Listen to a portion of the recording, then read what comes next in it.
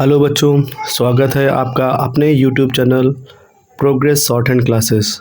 आज की डिक्टेशन आनंद मासिक पत्रिका की प्रतिलेखन संख्या 6 है। डिक्टेशन स्टार्ट होगी 3 सेकंड में। स्टार्ट।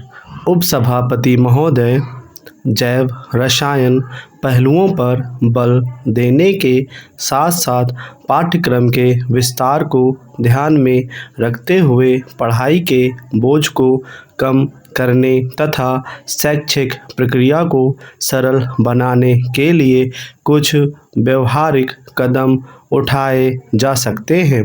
इसके लिए उक्त विचार को पाठ्य पुस्तकों में सम्मिलित करने के लिए सामग्रियों को सावधानीपूर्वक परिवर्तित किया जा सकता है और तत्पश्चात विभिन्न विषयों में पाठ्य पुस्तकों का चयन करके उन्हें सतत रूप से अद्यतन करने का कार्य किया जा सकता है।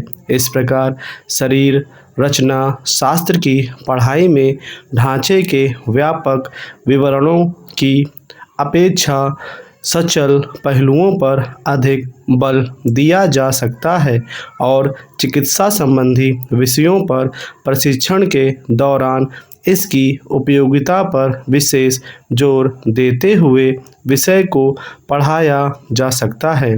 जैव रसायन को उच्च पाठ्यक्रमों में सम्मिलित करने के लिए शरीर विज्ञान के शिक्षण के मामले में भी यह उद्देश्य सामने रखा जा सकता है कि इस समय औषध विज्ञान की पढ़ाई में पर्याप्त मात्रा में सैद्धांतिक सामग्री शामिल करने का लक्ष्य रखा जाता है, जिसे काफ़ी समय तक कम किया जा सकता है।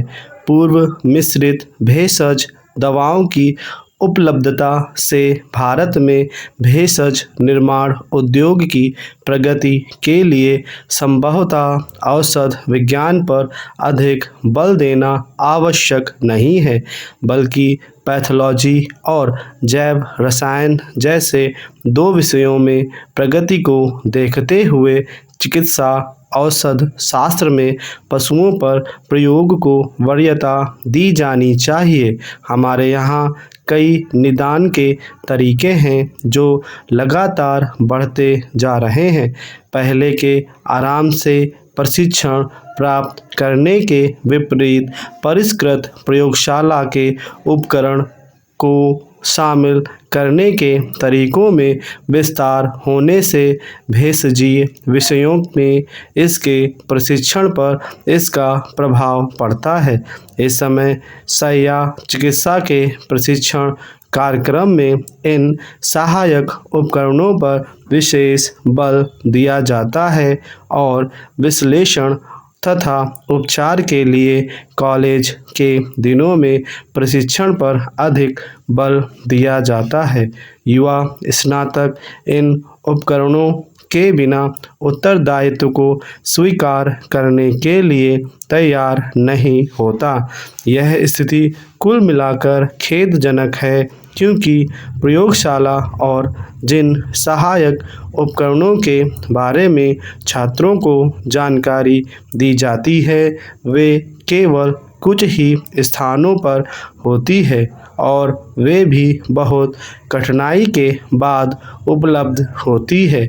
इसलिए उपकरणों के इस पहलू को ध्यान में रखकर इन उपकरणों के अभाव में समस्या के प्रबंधन के बारे में स्पष्ट निर्देश दिए जाने चाहिए। स्टॉप।